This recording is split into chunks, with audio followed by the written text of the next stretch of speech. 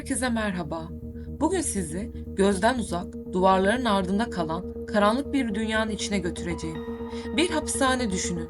Dışarıdan bakıldığında modern, sistemli ve düzenli görünüyor.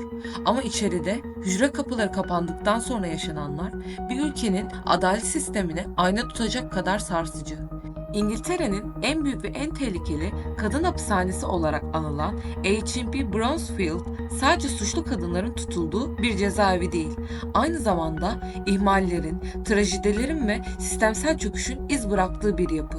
Burada yaşananlar sadece duvarlar ardında kalmamalı. Çünkü bazı gerçekler susarak değil, anlatarak düzelir.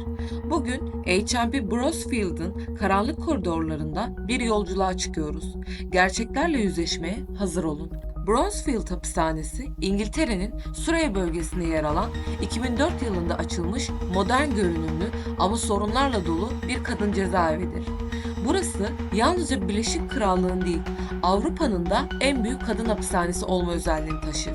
Yaklaşık 527 kadın tutuklunun kaldığı bu cezaevi özelleştirilmiş sistemin getirdiği karmaşık dengelerle yönetilmektedir. İşletmesi özel bir firma olan Sedeco'ya aittir ve işte tam da bu noktada her şey karışmaya başlar.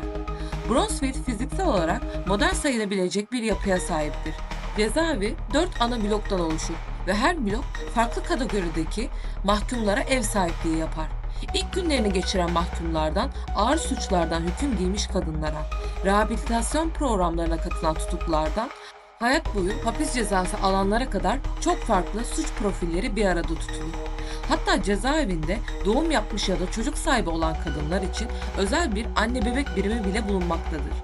İlk bakışta bu birimler rehabilitasyon odaklı ve insan haklarına duyarlı bir sistemin varlığına işaret ediyor gibi görünebilir.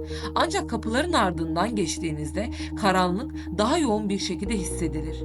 Cezaevinde sanat, spor, eğitim gibi etkinlikler düzenlenmektedir. Kuaförlükten temizlik birimine, İngilizce dil derslerine kadar geniş bir yelpazede programlar sunulur. Dışarıdan bakıldığında bu, topluma yeniden kazandırma çabası olarak yorumlanabilir. Ancak sistemdeki yapısal sorunlar bu olumlu girişimlerin etkisini büyük oranda silmektedir. Şimdi gelin Brownsfield'ın en tehlikeli yapan esas unsurları göz atalım. İhmal, istismar ve insan krizleri. 2016 yılında Natasha Sheen isimli bir kadın mide bulantısı ve kusma şikayetleriyle defalarca yardım çağrısında bulundu. Ancak 36 saat boyunca sağlık birimine ulaşamadı. Hücresinde yalnız başına ölü bulundu. Otopsi sonuçları ve sonrasındaki bağımsız incelemeler ölümünün önlenebilir olduğunu ve sistematik ihmaller zincirinin sonucu olarak gerçekleştiğini ortaya koydu. Bir başka trajik olay ise 2019 yılında yaşandı. Henüz 18 yaşında ilk kez tutuklanan genç bir kadın hücresine doğum yaptı. Ne yanında bir sağlık görevlisi vardı ne de bir ebe. Yardım çağrılarına rağmen yalnız bırakıldı. Doğurduğu bebek birkaç saat içinde hayatını kaybetti.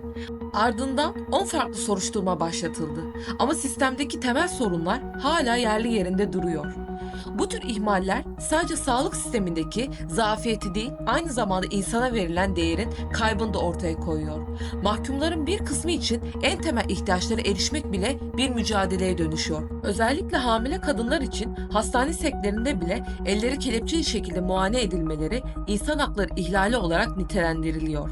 Cezaevi yönetimi her ne kadar bu uygulamaları güvenlik gerekçesiyle savunsa da dış denetçiler ve insan hakları kuruluşları bu durumu açıkça kınıyor.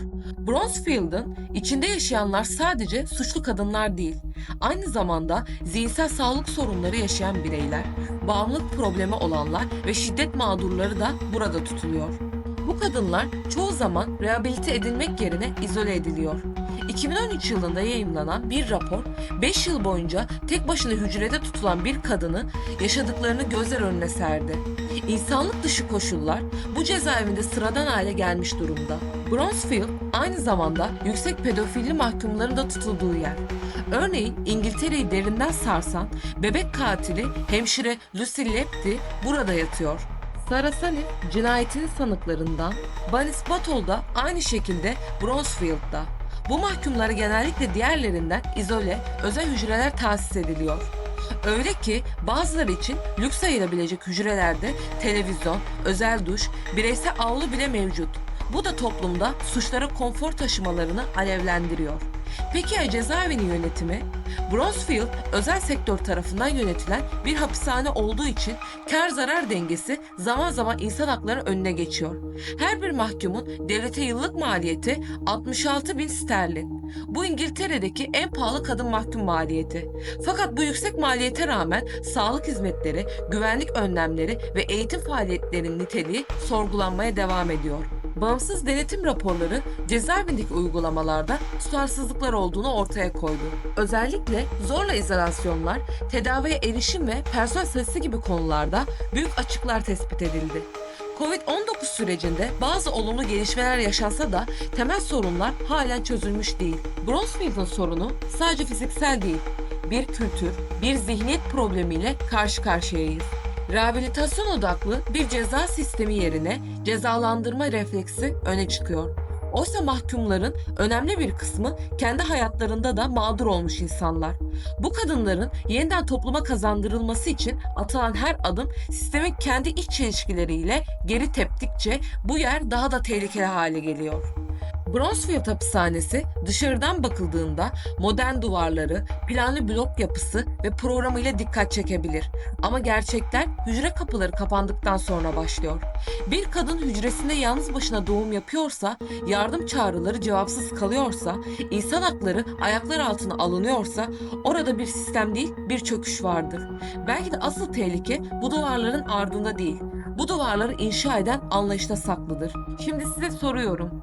Bronzefield gibi özel işletilen bir hapishane sistemi gerçekten adaletin bir parçası mı? Yoksa insan onurunun unutulduğu, yalnızlığın ölümle sonuçlandığı soğuk yapılar mı? Eğer bu tür içeriklerin devamını istiyorsanız videoyu beğenmeyi, yorum atmayı, kanalıma abone olmayı ve bildirimleri açmayı unutmayın. Bir sonraki videoda karanlık gerçekleri birlikte aydınlatmak dileğiyle. Hoşça kalın.